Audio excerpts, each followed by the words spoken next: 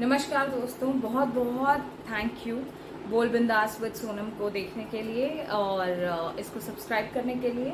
जिन लोगों ने अभी तक सब्सक्राइब नहीं किया है प्लीज़ सब्सक्राइब कर दीजिएगा। मैं अपने लास्ट टॉपिक जिसके बारे में मैंने बात करी थी जो कि था क्रिस्टल, उसके बारे में थोड़ा सा और आज कहना चाहूँगी। और अगर बाय द टाइम किन्हीं के क्वेश्चंस आते हैं मेरे पास में तो मैं हो सकता है उसके ऊपर भी कुछ वीडियो बनाऊं, लेकिन अभी के लिए मैं क्रिस्टल्स को लेके थोड़ी सी और बात करूंगी। और इसका रीज़न जो है वो ये है कि अभी भी कुछ लोग हैं जो डाउट में रहते हैं, जो समझते नहीं हैं आपके नेचर की पावर को, आपके क्रिस्टल्स की पावर को, और इस चीज़ को कनेक्ट नहीं कर पाते हैं साइंटिफिकली। और मुझ जैसे लोग भी हैं जिनको हर चीज़ के पीछे एक लॉजिकल रीज़न चाहिए होता है। सो ठीक है, अभी हम क्रिस्टल्स के बारे में बात करते हैं। तो आपको पता ही है क्रिस्टल्स जो आते हैं वो अर्थ की काफ़ी नीचे लेयर्स से आते हैं। जब माइनिंग होती है तो क्रिस्टल्स निकलते हैं अलग अलग तरीके के।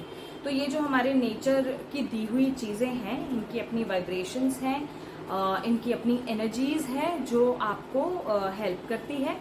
इसके अलावा क्रिस्टल्स आपको मेडिटेशन में बहुत बहुत हेल्प करते हैं।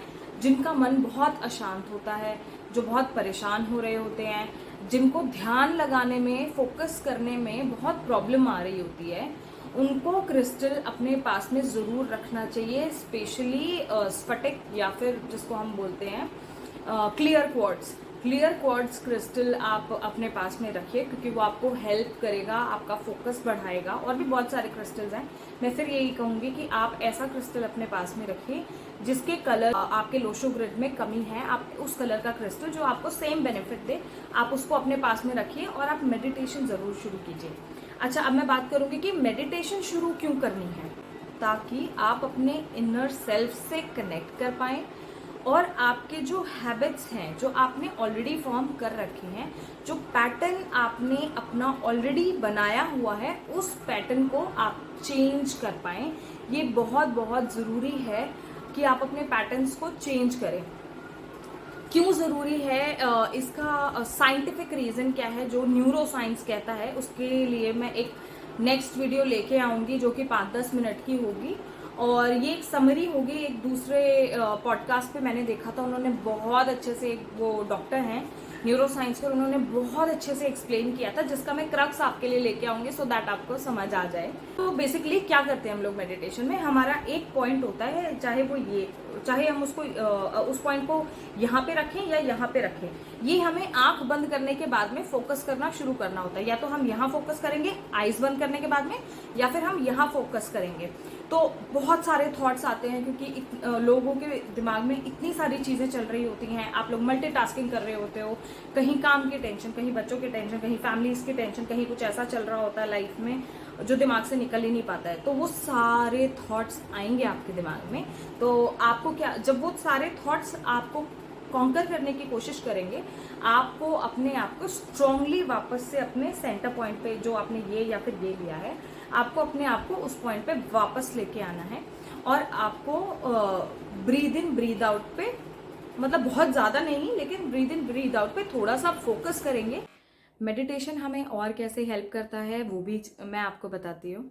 तो मान लीजिए कि कोई अभी न्यू बॉर्न बेबी पैदा हुआ है, वो बॉडी तो अभी न्यू है लेकिन जो सोल आई है वो तो अभी पता नहीं कितने बॉडीज को चेंज करके आई है। हमारी जो बॉडी है वो बेसिकली एक तरीके से हमारी सोल के लिए कॉस्ट्यूम है। तो जो पिछले कॉस्ट्यूम में हमारी सोल ने कर्म किए हैं, वो सारे कर्म की बैलेंस शीट बन के आती है हमारे इस जन्म की जन्म पत्री में, जो कि एक बच्चे के होने के टाइम पे बनाई जाती है। तो जब वो जन्म पत्री बनी तो हमारा जो पिछला बैलेंस शीट था, जो हमारा एक तरीके से कर्मों का जो एक बैलेंस शीट था, वो बिल्कुल आइडेंटिकल है हमारे अभी के ओपनिंग बैलेंस से। ओपनिंग बैलेंस जो है वो बेसिकली ये बताता है कि हमारे जो पिछले कर्म थे वो ऐसे थे, तो उसके बेसिस पे हम जो प्रेडिक्शन करी गई है एस्ट्रोलॉजी के थ्रू, वो ये चीज़ें हो सकती हैं।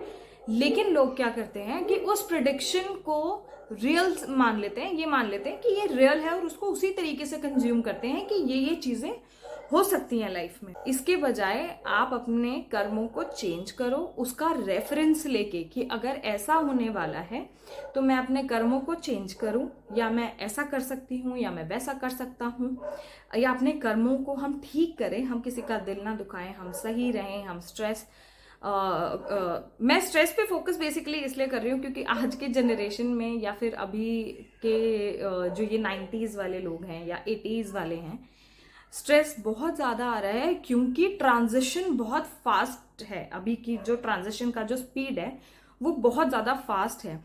तो आपको उसको मैच करने के लिए ना आपने इतना स्ट्रेस ले रखा है कि अच्छा पढ़ाई एकदम टिप टॉप होनी चाहिए, आपका लिविंग स्टैंडर्ड जो है वो एकदम टॉप नॉच होना चाहिए, आपके पास में बहुत अच्छी कार होनी चाहिए क्योंकि आपके पड़ोसियों के पास में है, आपके दोस्त के पास में बंगलो है तो आपके पास में भी होना चाहिए।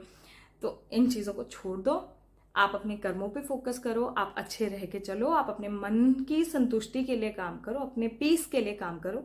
कभी भी किसी भी इंसान को दूसरे का दिल दुखा के या दूसरे को हर्ट करके उसको पीस नहीं मिलेगा। तो इससे अच्छा है कि आप मेडिटेशन करें। मेडिटेशन आपको हेल्प करता है कि आप हर सिचुएशन को एक अलग नज़रिए से, एक अलग तरीके से देखने लग जाएंगे।